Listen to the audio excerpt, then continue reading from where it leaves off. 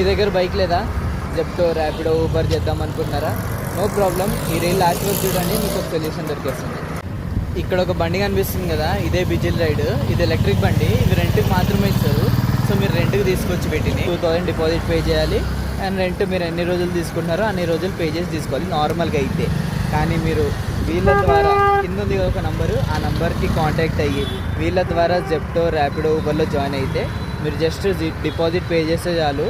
Rent కూడా 1 month తర్వాత మీ salary నుంచి డిడక్ట్ చేసుకుంటారు.